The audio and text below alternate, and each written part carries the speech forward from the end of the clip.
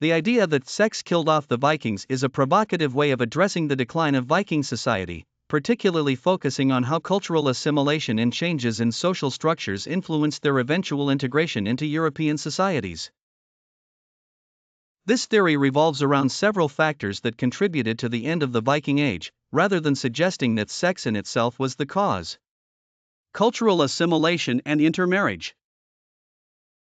Integration with local populations. As the Vikings expanded through raiding, trading, and settling in various parts of Europe, they began to assimilate with the local populations. This included intermarriage with local women, which led to the blending of Viking and local cultures. Over time, these mixed communities adopted local customs, languages, and religions, diluting the distinct Viking identity. Adoption of Christianity. One of the most significant aspects of cultural assimilation was the conversion of the Vikings to Christianity.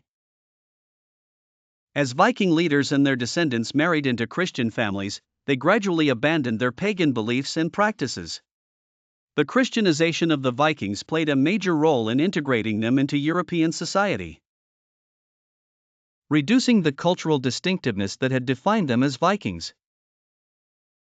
Settlements and agricultural life. Transition from raiding to farming. As Viking raiders settled in the lands they had conquered or explored, such as in England, Ireland, Normandy, and parts of Russia, they transitioned from a nomadic, raiding lifestyle to one focused on agriculture and trade. This shift to a more settled and agrarian life reduced the need for the raiding expeditions that had defined the Viking Age. Social stability through family life. Settling down also led to more stable family structures, where the focus shifted from warfare to providing for the family and community through farming and trade. This domestic stability further decreased the martial aspects of Viking culture, leading to a more peaceful existence that was less distinguishable from the surrounding populations. The role of Christianity and monogamy. Christian influence on marriage. Christianity introduced the concept of monogamy and strict marital norms to Viking society, which contrasted with the more flexible marital practices of the pre-Christian Norse.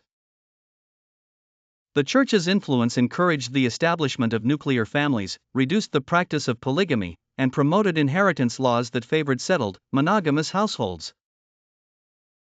Decline in raiding culture. The spread of Christian values, which emphasized peace and social order, further diminished the traditional Viking warrior culture.